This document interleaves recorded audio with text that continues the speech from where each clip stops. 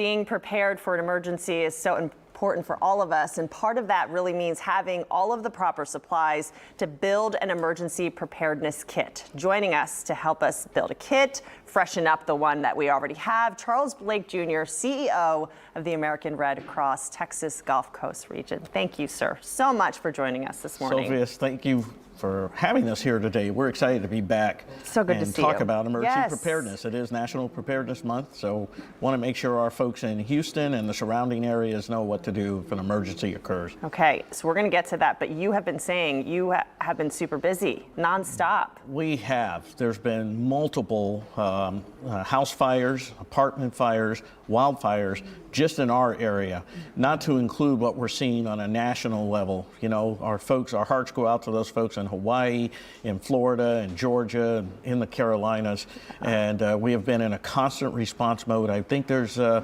know, with the climate crisis we're facing and we're seeing excessive heat around, it's just a lot of work for everyone. So we're having to pivot and make sure we can have the resources we need to take care of people when emergencies happen. And if you are looking for a place to volunteer, I'll just throw that out there. The call is open. The call is open. We're looking for volunteers to help us on a local and a national level. They can go to our website at redcross.org/volunteer and volunteer there. We also need help with financial contributions so we can take care of those people who are trying to recover from these emergencies. Yeah. All right, so speaking of emergencies, it is never too early, it is never too late to be prepared, to get something together. And really what we're talking about is having these emergency kits for the family. Yes, you should have a go kit ready to go in the event that an evacuation is called, and you want to take some immediate things with you, you know, and you can put a kit together, you know, make that plan, stay informed, exercise that plan so that you know what to do when notification is happening, but really building that kit and having the items you need with you. Okay, so we've got a shot of some of these items. Let's talk about what we have here on the table. Some of the most important things that really, you know, we know, but maybe we forget and we don't really have one ready, or we had one from last year, but we don't know where it is. Exactly.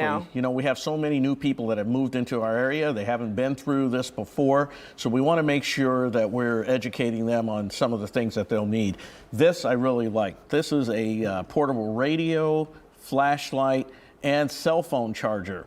Wow. And it operates on batteries. There's also a crank mechanism that you can crank it and power it up in case the power goes out. It is so important to have one of these in your kit because if in the event we do lose power, you want to stay informed about what's going on out there and get instructions from Frank and the team and everybody else out there that's trying to get information to you. And this is one of the best ways to have it. Sometimes a disaster will take down our cell phone towers and we can't communicate like we want to. So that's important to have.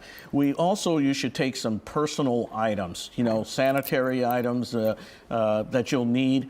You want to make sure that you're packing your most important documentations, your medications that you'll need with this. I've got a bag here. It's complete with packaged water for 2 or 3 days on the go. If you're staying in your home and you don't have to evacuate, you should have at least a 2-week supply of water in your home because you never know. The water systems could go down. I think one of the other important things that we have to have in there is make sure you pack a little TP for you. I know, the toilet paper. Because that'll be one of the first things that go when you go to the store to get that. And having some food items and things ready, not only for you and your family, but for your pets. Four-legged animals. Can't forget the four-legged. Would you say bringing food, their pet food as well? Absolutely. Okay. Make sure you have your pet food and any medications that you need for your pets. When should people start doing this? And how often should they? They should start doing it right away. And if you can't afford to buy a prepackaged kit, you can take the items from your home and make your own kit and put things in there. And for those of you that already have kits and they're ready to go, you want to check them. Sometimes there are things in there will expire, so you'll want to update the items in those kits and make sure that they're current. That's such great advice. And you can do this throughout the year because at the beginning of summer, a little hack that I do is I'll just grab a gallon of water every time I go to every other time or so that I go food shopping. I'll just grab a gallon here and there, and then you build up your stash for your family. That's how it should be done. We really promote this at the beginning of hurricane season, but right now we're at the peak of hurricane season.